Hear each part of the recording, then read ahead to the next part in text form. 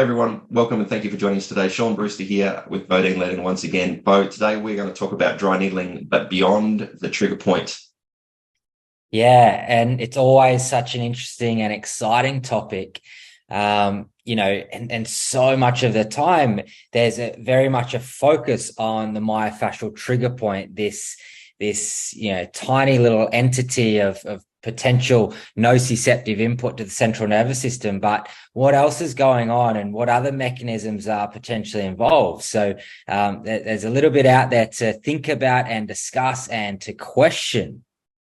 That's right. And I think it's also a challenge for a lot of the traditional or sort of, I guess traditional is the right word, traditional dry needlers out there that see dry needling as just for trigger point therapy, just for treating the trigger points. And I guess that was sort of where it started and how it's evolved, but things have gone off in a lot of different directions since then. And so today we're going to talk about how to use the needle in more than just this sort of simplistic way of treating trigger points.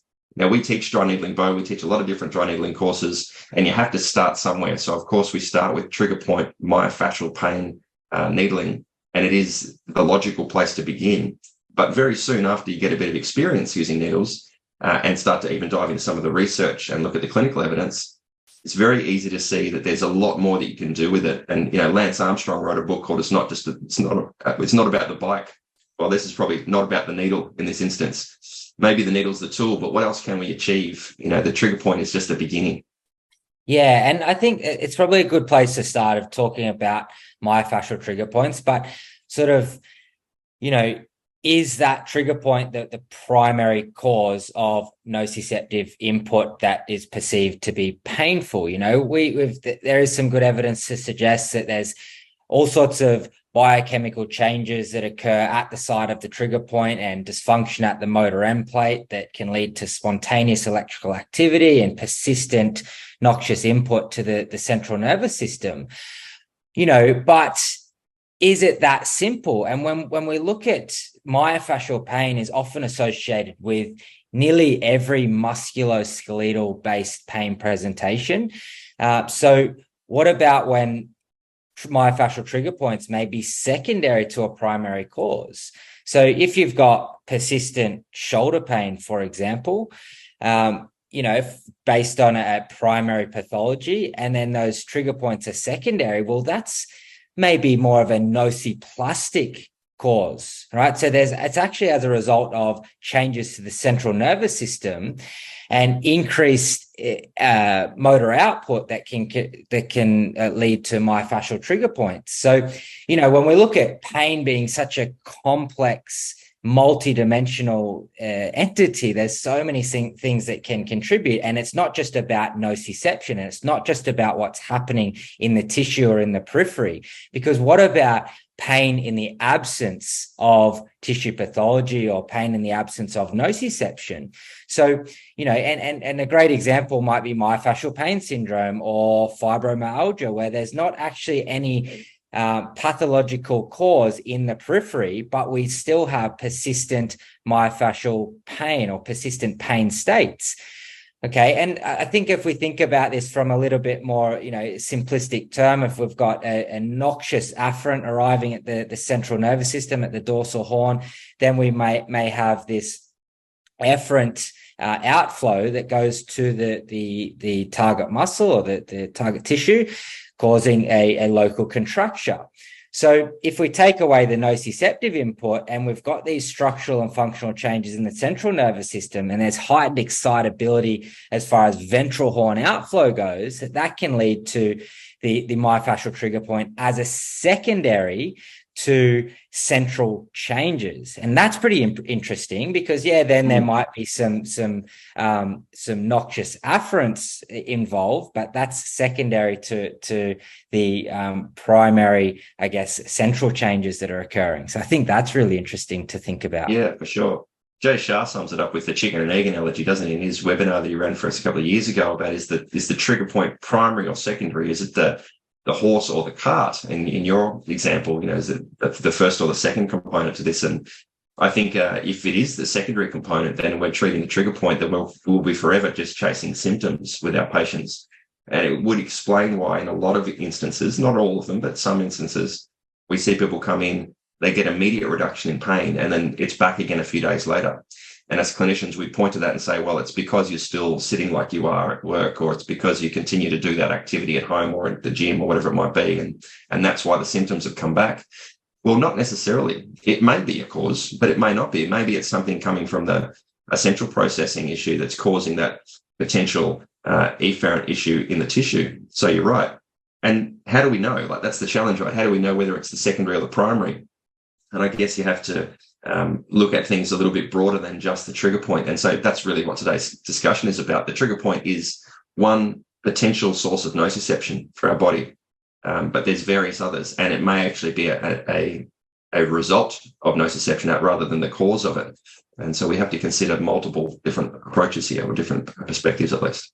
Yeah, and it's interesting that, if we look at it that way, are we always chasing the symptom? Or sometimes if we treat the symptoms, it can relieve their overall pain experience. And a good example of that might be in chronic pelvic pain, endometriosis, or numerous other visceral based pathologies that we can't necessarily change that.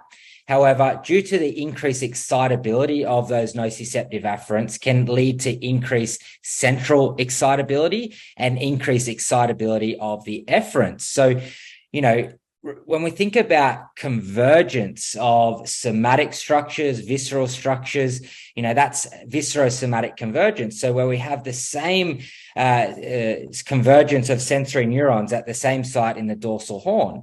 So when we think about that, all afferents that are converging on the same site can also become sensitized, and then that increases the excitability of ventral horn outflow. So, when we think about the same motor neuron or same ventral horn, that can lead to excitability of the myofascial structures and visceral structures. So even though it may be a primary visceral pathology or cause of nociception, right, that can lead to that hyperexcitability of the other surrounding tissues, and some of those can be muscles, leading to myofascial trigger points. And you can see how this can be this potentially vicious cycle that occurs.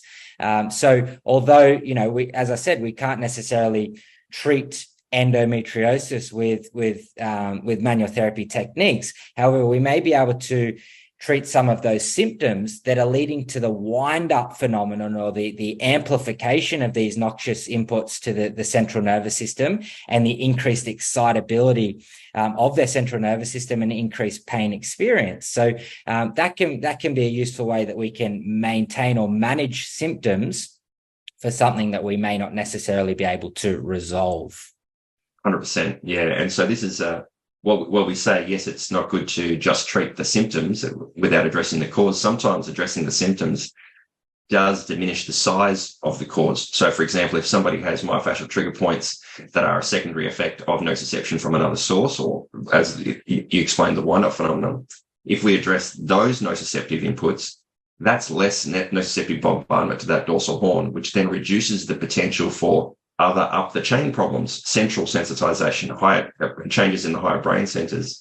And so for those chronic pain presentations, yes, we may or may not be addressing the primary source of original nociception, but the less sources that we can have available to the nervous system that's producing nociception, the less chance we've got of potentially developing these more chronic, long-standing, harder to resolve pain presentations. And so I don't think we should ever diminish the importance of just getting people out of pain, regardless whether it's a symptom of the original problem, whether it's the cause of the original problem. It should still be our primary objective, I believe, with patients, particularly in the early stages of seeing them, is address anything that's causing them discomfort as best we can, as quickly as we can. And that's going to be the best and fastest way to avoid things like central sensitization, peripheral sensitization, nociceptive changes, and changes in the brain, because these are potentially harder to unwind once they become chronic, once they start to change those structural and functional changes in our brain, because then it becomes then we are required to have a much broader approach to managing that person's presentation if we let it run. I always use the analogy of a wildfire. Once it gets started, it's really hard to stop. But if you can put out the spot fires initially, then you can start to reduce the overall fallout from that wildfire. Yeah, exactly. And, there's so many interesting cases when you think about, well, how can we have an effect on hip osteoarthritis or knee osteoarthritis with myofascial dry needling? When that's really interesting to think about. Why is that painful in the first place? Are we specifically addressing the trigger point? Are we having more of a neurological effect or a neurophysiological effect? So when we think about that, if you've got an area, as I said before about convergence, let's say knee osteoarthritis innervated by L3-4, you've got the quadriceps innervated by L3-4, and there's some research to suggest that dry needling through the quadriceps can decrease the symptoms of knee osteoarthritis. And we think about that for a minute, but why would needling a trigger point in the muscle help with decreasing someone's pain experience when that is clearly going to be secondary? All right. So when we have convergence from the sclerotome, the myotome, the dermatome, and even the viscerotome converging on that same second order neuron, well, we can treat those other symptoms that are associated with that. And I think that's really, really interesting to think about. So, also at the same time, does that myotome or those muscles become sensitized due to neurogenic inflammation, where we have this little collection of cell bodies, a dorsal root ganglion that's essentially controls the peripheral nervous system. So when there is sensitization in an area, let's say again L3-4, then that could lead to upregulation of neurogenic inflammation, where there is antidromic impulses from that dorsal root ganglion that's sent down into the muscles. So these are pro-inflammatory chemicals that can sensitize the muscles, and that could potentially lead to dysfunction at the motor end plate and increase excitability of the efferent pathways. So this can lead to these local contractures. So when we have that increased excitability from the dorsal root ganglion, that can lead to peripheral changes, but also central changes. So then any input that is arriving at the dorsal horn becomes sensitized. And you can see long-term changes here will lead to structural and functional changes. The more that you do something, the better we get at it, right? This is synaptic efficiency. Definitely. And I think the research by John Serval, where he studied the effect of segmental inhibition by needling one muscle and seeing the effect in other muscles that are supplied by the same nerve root, it really helps us understand this, where you've got an L3, L4 nerve root supplying quads and the knee, an osteoarthritic knee. How is that knee having less pain as a result of quads? Well, all of those things you just described, plus this idea that we're just inhibiting the perception of that discomfort at the spinal cord. And we often talk about this in our courses, where there's sort of 3 levels of effect when we insert a needle into a trigger point. And I think a lot of the manual therapy profession look at trigger point dry needling as the effect of the needle interfacing with the trigger point, some changes going on there. We get a relaxation of the muscle fibers, and then the person has improved symptoms. That's such a very narrow understanding of what's going on. There's really the tissue-based effects. And if you include in that the peripheral nerve, then you also have the spinal or central effects of the spinal cord, segmental effects. And then you've also got effects higher up in the brain. And there's multiple facets to each of those. And so when we're looking at trigger point, if you're looking just at trigger point dry needling, there's at least 3 different components or 3 different layers to our understanding of how this could potentially be working, even though we don't really know. Nobody really knows which one of those is getting the most therapeutic or beneficial effect to the patient. But it's incumbent upon us, and I think, to understand these levels so that we can at least have an understanding about the different mechanisms that may be at play. And then over time, our knowledge improves as the research educates us better and our clinical evidence is improving. And so we can start to understand that it's more than just the needle touching the trigger point. And in fact, we often have this discussion, Bo, that how often are we actually hitting a trigger point for sure, but we still get a reduction in pain. We still get a reduction in spasm at the tissue or tightness in the tissue, improvement in function, a reduction in twitch responses, a reduction in referred pain, all of the things that we typically see with trigger point specificity, but we can needle an area and still get those improvements. And I think that part of that is because we're getting these higher effects up the chain, at the spinal cord, at the brain, in the periphery, not just necessarily at the tissue itself. Yeah, and that's such an interesting point. And I know we've discussed that before, how confident could we be saying how confident are we in saying that, yeah, I 100% palpated and needled that trigger point specifically, because that's fairly subjective into what I would feel, versus what you may feel. Like if we blinded each other and I palpated a trigger point, then you should be able to come in and palpate that exact trigger point. But, sometimes we might still treat the same patient and get a very similar result. So is it because we're needling that specific trigger point, or are there other things that are going on as far as the nervous system and sensation and perception and changes in excitability and descending modulation, all of these things that can factor into a treatment, rather than just looking at this, biomedical entity of a trigger point? If we only look at the structure of those sarcomere contracture, then there's a lot of other things that we may be missing. And absolutely, we can get some fantastic results with dry needling, but I just think that there's a lot more to it. And as I sort of spoke about, the levels of excitability, of sensory and motor, we can use different dry needling approaches to potentially influence that a little bit more. So if we can improve sensory motor reporting, all right, so we think about the muscle spindles, if we can increase the excitability of those and improve proprioceptive awareness, perhaps we get improved motor output and control through that area. So I think that's an interesting way to look at things as well. And, we might do more of excitatory techniques with more, say, pistoning or a fast in, fast out approach that potentially improves that cortical excitation. So we're having more input to the central nervous system. We have more awareness about that body part or that muscle. And then we couple that with movement and exercise immediately to promote positive neuroplastic changes and improvements in strength and stability and reduce pain at the same time. Definitely. So this is the other side of the coin, isn't it? Before you were talking about trigger points being a possible result of increased excitability in a single synapse reflex. And so we've got nociceptive or increased sensory inflow to the dorsal horn. And then as a result, we have an increased excitability of the ventral outflow, resulting in hypertonicity and potentially trigger points. Well, if we take that concept and we flip it to be a therapeutic outcome, we can look for areas of the body that would require more sensory input.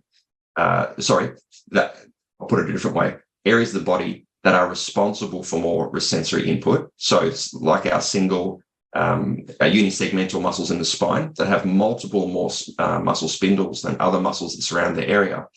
That tells us, if we understand the anatomy, that tells us that those muscles are really, really responsible, highly responsible for that somatosensory reporting, providing useful proprioceptive input from the muscle tissue to the central nervous system to tell that tissue and that joint that it associates with where it is in space.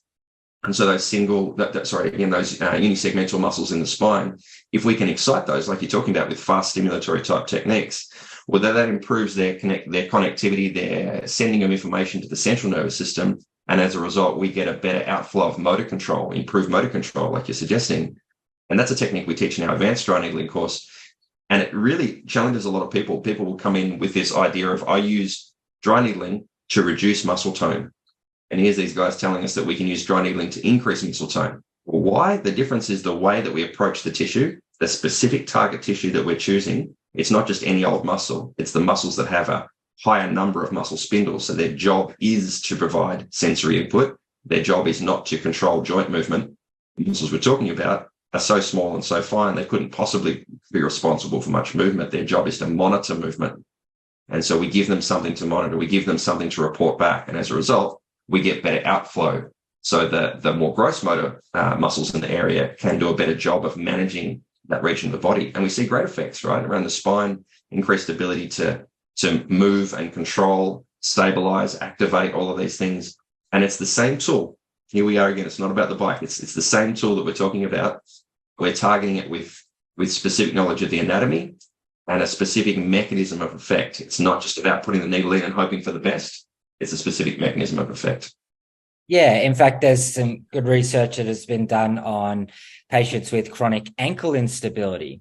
So, when you think about the muscles in the leg that are really important for stabilization and proprioceptive reporting. So people that have had persistent pain, injury, or instability, doing more of an excitatory stimulation technique to the fibularis muscles has been demonstrated to improve stability and strength in patients with chronic ankle instability. So yeah, it's interesting to think about what we're doing and why we're doing it, and the mechanisms associated, rather than sort of just putting a needle in, leaving it and thinking, okay, well, that will somehow just, I don't know, put something into the body and magically they end up just having reduced pain and improved function, or whatever that may be.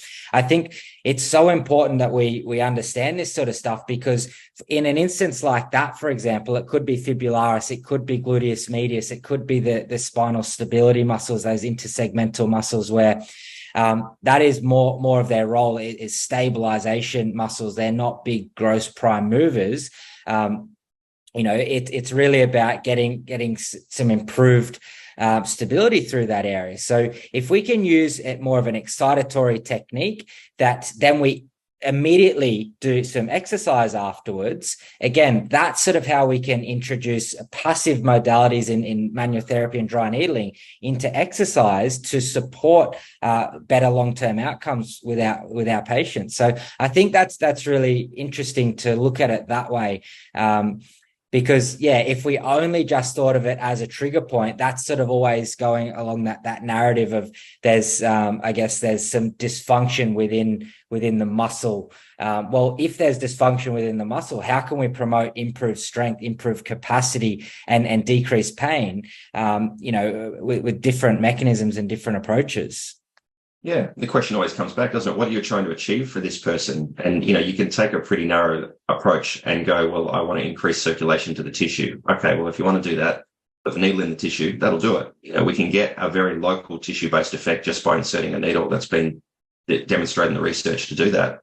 And then you'll see people, and we often talk about, Bo, this idea of treatment styles, right? People have different styles. I go and see my XYZ therapist down the road, they needle me. They always are very aggressive, lots of movement with the needle. And then I see someone else and they just put the needle in and leave it. Well, that might be appropriate if the therapist understands the mechanism they're trying to achieve and is selectively choosing it to produce that outcome.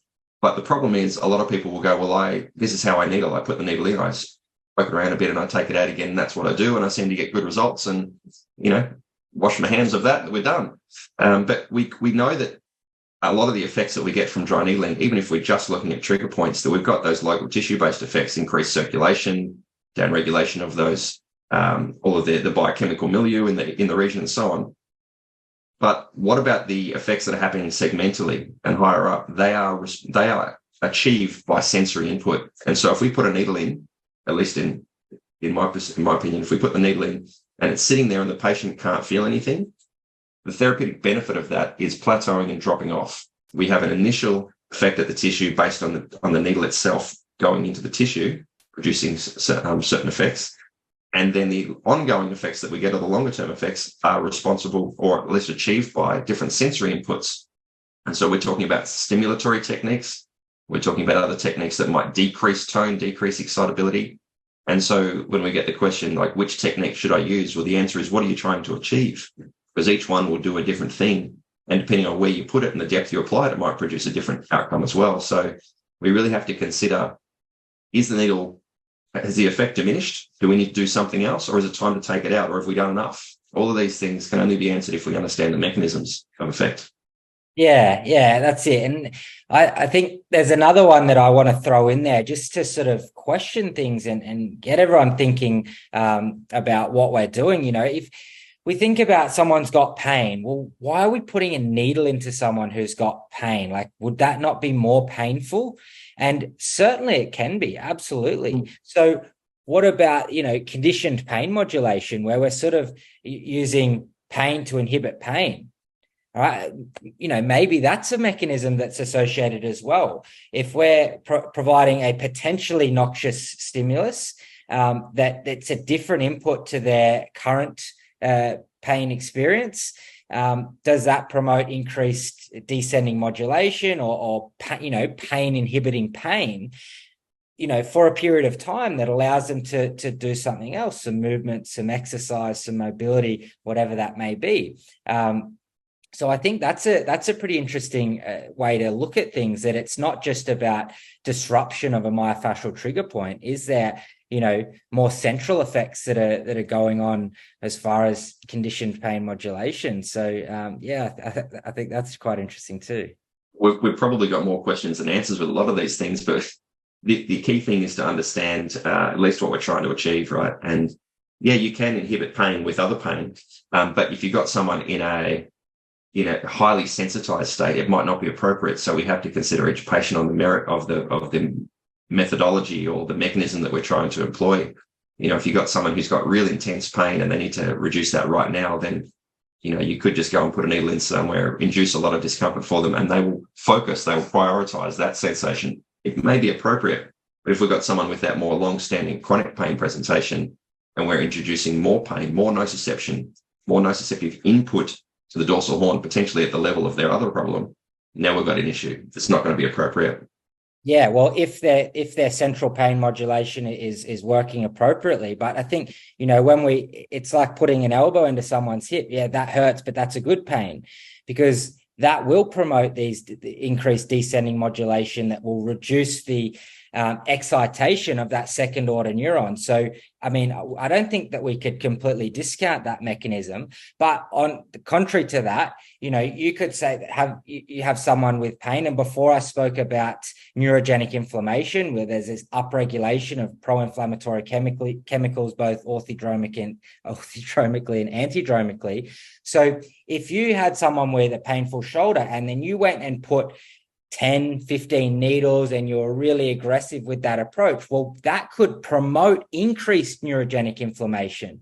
So where we have the dorsal root ganglion will then increase substance P and calcitonin gene-related peptides. So, among other neuropeptides and neurotransmitters. So there can be then increased excitation peripherally that then can lead to central heightened excitability. So it's all about dosage. And that's the thing when we look at these mechanisms. Well, could you do one of those things and get a positive result? Yeah, probably. Could you do too much of it and get a negative result? Then yeah, absolutely. Although there's so many different mechanisms, and when we look at different hypotheses around dry needling, well, we can't just stick to one and say that that's the only way. And same goes for pain. We still don't really know everything there is to know about pain. It's currently evolving, but we've got to keep an open mind to what are we actually achieving and what are the mechanisms associated with that. And also keep the patient in mind, because I think so often when we're doing an intervention to a patient, it's about, well, how much needling should I do? How many needles should I do? How many times a week? Without considering the patient, and they are the most important person in the whole in the whole treatment process. So, if you enjoy this conversation about taking trigger point dry needling to the next step, using the needle beyond just trigger point dry needling, you might want to check out some of our specialist dry needling courses. Bo, what can you tell us about those?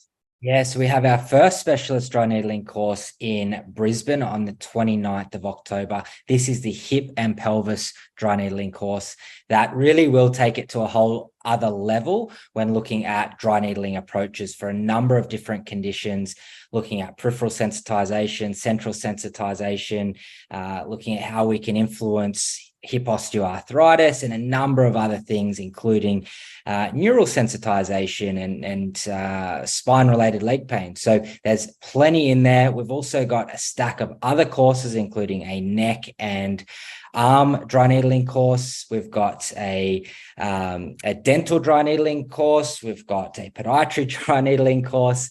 We've got heaps.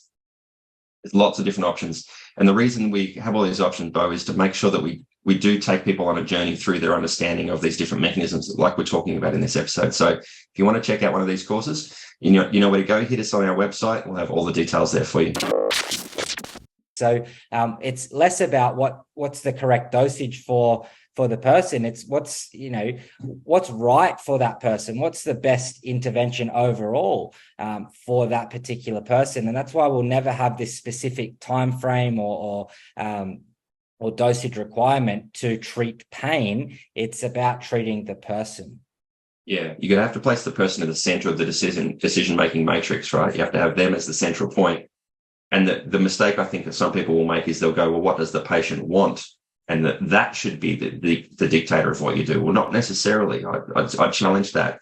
There is a degree of patient preference that we have to consider. If the patient hates dry needling, well, then you're probably not going to do it.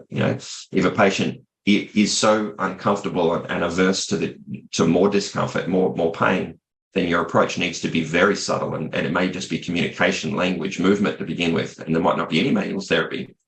So I'm not saying we let the patient decide what is appropriate or the best technique to use.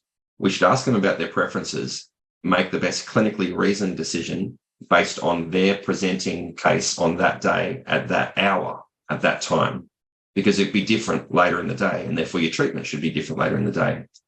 And then the opposite of all of that, the worst case scenario of all of that, we see all the time, right? We see people that will, apply dry needling in symmetrical arrangements of needles on the body. They'll put 3 needles across each trapezius, 1 in each suboccipital, 2 in each rhomboid, and this is how I needle for back pain. Well, then you've taken the patient out of the center of that decision-making matrix, and you've put yourself in the middle, because what are your biases? What are your approaches? And I know we've talked about this before, but I think it's such an important thing to remind ourselves of, because it's so easy to go, well, I'm really good at treating that thing, and here's how I do it. Incorrect. No, you might be really good at treating that thing. If you're good at it, it's because you understand the pathology, you understand the different mechanisms of the pathology, you understand the mechanisms of the tools that you use to address that pathology, and then underneath that, you place the patient, and then you decide what to do. That will make you a good therapist. And I don't want to sound like I'm telling people what to do, but it's so logical when you look at it like that. If you don't have the patient at the center, with an understanding of the pathology and the mechanisms of effect of your treatments, you can't effectively choose or design an effective treatment plan. All you've got is a set of protocols, and protocols are what robots follow.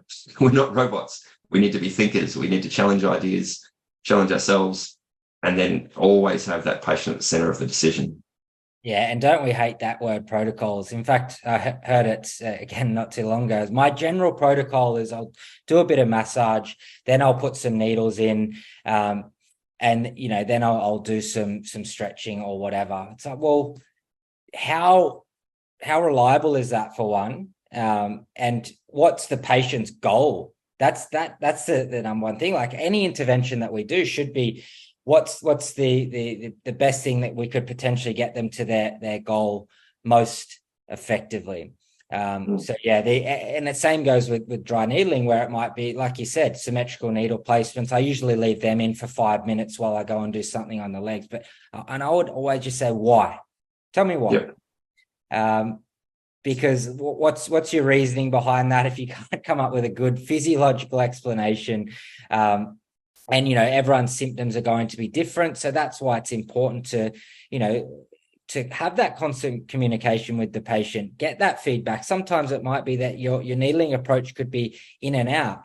It could be that you leave them there. It could be that you wind the needle and leave it in situ. It could be that you have more of an excitatory effect, where it is in, stimulate, take the needle out, get them up, moving and exercising immediately.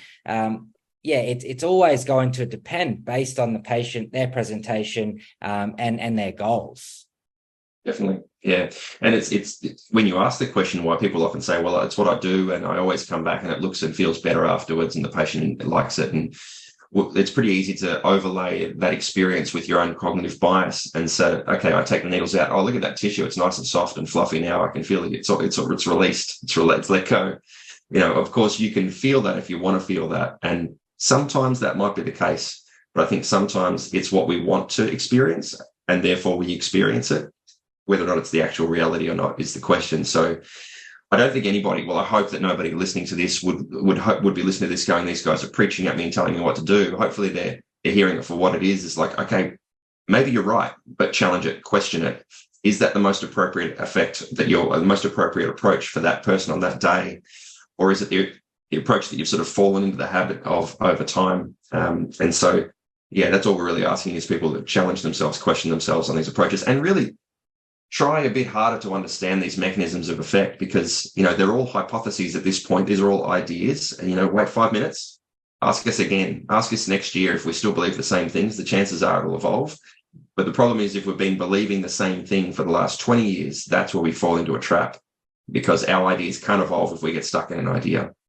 Yeah, and that's the thing, questioning these mechanisms and having a bit more science behind it. Like you mentioned before with Serbley's study, you know, with segmental inhibition, you know, that's needling peripherally and seeing those changes as far as segmental inhibition. But like, could you go and needle spinally and at the spinal segment and have a similar effect? So, for example, in pelvic girdle pain, where, you know, you may not be able to treat the pelvic floor muscles directly with dry needling, but maybe you could go to those spinal segments, the sacral segments, and have an effect there where we have, you know, changes that can occur centrally, you know, or even in the shoulder, where we've got the rotator cuff muscles innervated by C5 primarily.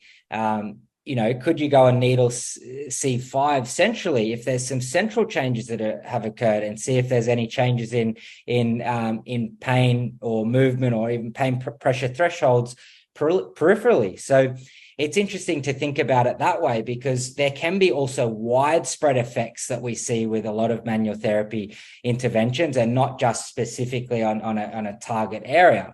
You know, there's some good research to show that changes in trigger point sensitivity happen locally, but when there's other effects outside of the peripheral nociceptive driver, well, we've got to think about what other effects are happening centrally at that first and second order neuron, and then higher up the chain, as far as even the placebo effect that can occur with a lot of interventions. So yeah, I think there's quite a bit to it to ask and question and reason what we're doing and why we're doing it.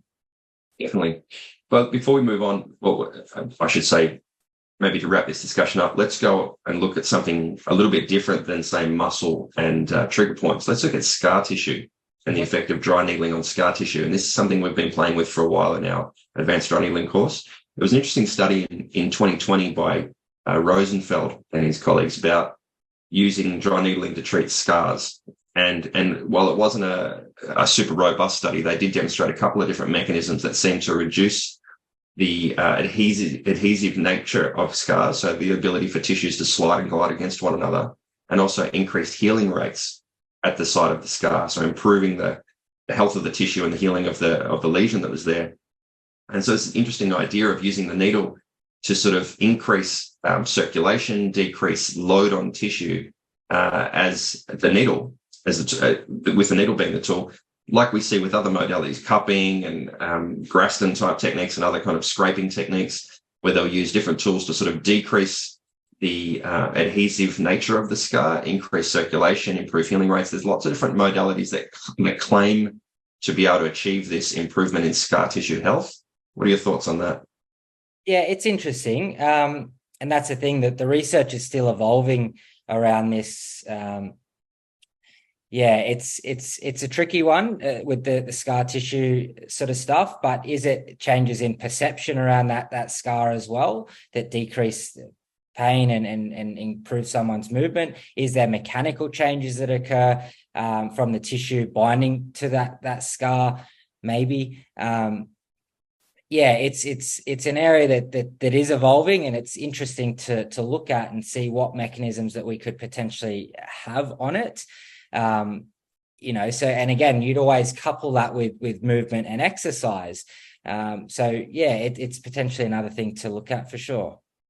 Yeah, I know personally I've had quite a bit of experience needling scars, both through teaching and on patients, and seem to have a really good result. And like, you're right, we often get asked, well, how does it work? Well, we've got theories, we've got some ideas, and it's all based on physiology that we understand to be true, which is based on research. But it is early days, so it's hard to say for sure And then there'll be different advocates that will say, well, no, this scraping tool is the thing that gets the best results, and others will say it's cupping and needling. And I can personally attest to say that needling has been very, very effective for it, both for untethering the scar from underlying tissues, we assume, or from scar tissue tethering to a nerve, we assume. But when we target those things with those desired outcomes, we seem to get the desired effect. But it will be an interesting space to watch over the next few years, and hopefully we do start to see some more research in that area. Yeah, and in fact, things like, as you said, tethering to a nerve, there's research to support perineural needling. So needling around the nerve that can improve sensory and motor nerve conduction velocities. It can create microcirculation around the nerve. And in fact, there's robust evidence around the treatment of perineural needling for carpal tunnel syndrome. So we've got to think about, what mechanical effects are occurring when we disrupt tissue with a needle. There can be increased vascularization. There can be potentially some mechanical changes to tissue. We get an immune response as associated with changes, the disruption of the tissue. So it is really an interesting space to watch. And obviously you always couple that with something else. So what can we use then, like with perineural dry needling, coupling that with neurodynamic mobilization? So that's a really interesting way to look at things. And as far as even decreasing overall sensitivity with dry needling around those conditions, that can be debilitating and really painful. So, plenty there. It's the challenge, though, isn't it, Bo? We have, you could propose 1,000 different potential mechanisms of effect with dry needling, or any modality really. And you could use them individually and say, well, here, look, I did this thing. I just needled superficially in the skin over the area of the trigger point. That had a reduction in pain. I needled the trigger point specifically, had a reduction in pain. I needled the joint near the trigger point, reduced the pain. I needled and there's all these different things the patient benefits. And so we have to challenge each of these different potential mechanisms and look at it from the perspective, was it the mechanism that we thought, or did introducing a new sensory experience for the patient just change their perception of the area? Was it tissue? Was it segmental? Was it brain? Or was it just a new sensory input that the patient then consciously or subconsciously prefers to focus on, rather than the initial lesion, trigger point, arthritis, whatever it might be? And the reality is, if it gets them out of pain, even for a window of time, that's useful. That's a clinically useful outcome for the patient, and nothing we should ignore. But when we say, well, I do this and I get results every time, that's where we run into trouble, I think. Yeah. And, and another thing, like, often hear of people saying, oh yeah, they this acupuncturist needle directly into my joint and it was incredible. And I'm sort of like, well, I don't know how that could work. I'm trying to reason and rationalize like what maybe some mechanisms associated with that. And yeah, that's the thing. There's so many things that we just still don't know. But yeah, like you said, to sort of put all your money on that and say, well, that's effective, it works every time, then we'd all be out of a job or making a lot of money. But there's also a cost benefit ratio too. Like, you look at, I can insert a needle into your joint capsule if you like, but what's the increased chance of infection or synovitis or something else that we might get as a result of that needle in there, versus I can needle more superficially or in another structure away from the joint and potentially get the same effect. And so, yes, while everything could potentially work, not everything is potentially justified, and that we have to set it on a set of scales and go cost benefit. Which one is going to be our most appropriate choice here? Yeah, and that's a good point as well. We often get asked about tendon dry needling. Can you needle tendons? And often, the response is, well, the current best evidence around tendon rehab is loading exercise. But there is also quite a bit of research to suggest that tendon fenestration or needling to tendons, typically done with hypodermic needles, can disrupt the degenerative process of the tendon. It can encourage localized bleeding and increase in fibroblasts. So often when we have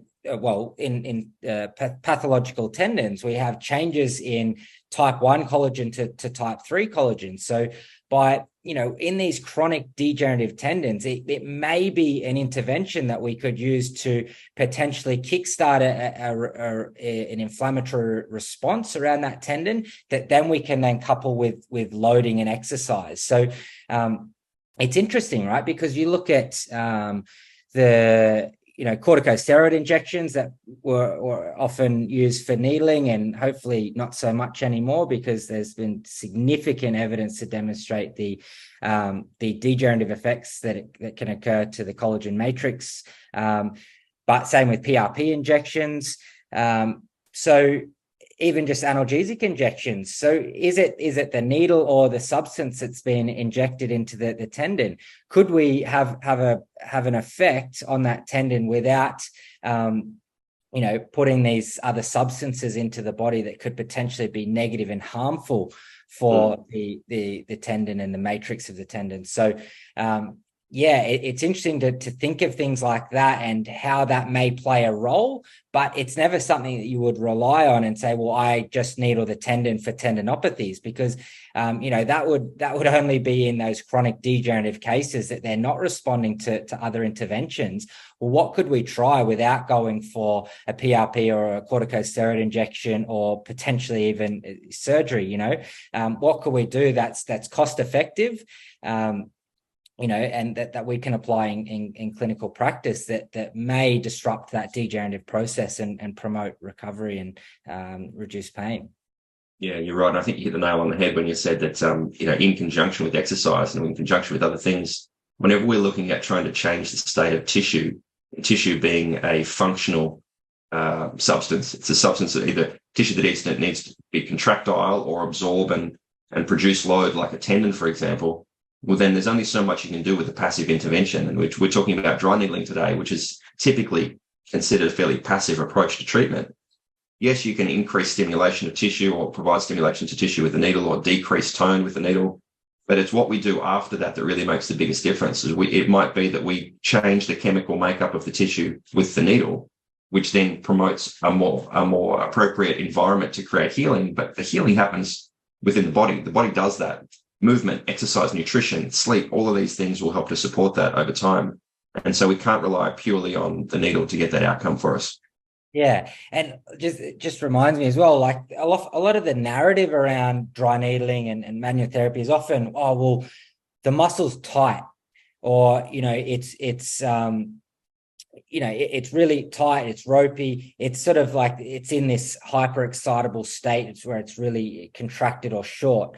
And so, well, dry needling, I mean, do we use that for decreasing tone, or do we use that for, particularly in cases where there's tendinopathy, there may be overload, there may be changes that have occurred to the tendon, there may be weakness that's associated with that. So how can we use dry needling to decrease their pain and support more movement rather than having a relaxation effect on that area? Like, if an area is pathological due to exceeding tissue capacity for whatever reason, rotator cuff related shoulder pain, lateral hip pain, proximal hamstring tendinopathy, Achilles tendinopathy, whatever it may be. Well, does that area actually need to relax more and have less tone, or does it actually need the reverse and use dry needling maybe as a way to modulate pain to then promote increased strength and loading it more and actually creating more stiffness, because that's what we see in tendinopathy is we actually want more stiffness, not less. Okay. That's and right. That, so thinking about it from that point of view, that not everything needs to be switched off and calmed down. So So we hit many nails on many heads today. I think that's, and I don't think anyone listening will be able to tell that we're pretty passionate about this stuff. Yeah.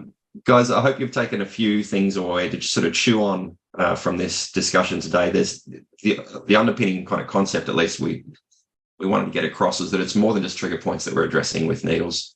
It's more than just hypertonic muscle tissue that we're addressing with needles. There's so many things that we can use these tools for. But it's not about the needle, right? It's about the mechanism effect we're trying to achieve. The needle might be one way we can achieve that, but it's usually, even if it is a way we can achieve it, it's only ever going to be one component of the full picture. Placing the patient at the center of that decision, making process, and then using the various tools that we have available to us, needling, taping, exercise, cupping, whatever it might be, move that patient to the next stage, give them the knowledge, the understanding, the education they require to move to the next one by themselves, and move them on. The needle is just the beginning, or potentially just part of that process. Yeah. Absolutely. All right, Bo, let's wrap it up. Thanks everyone for tuning in. Catch you on the next one.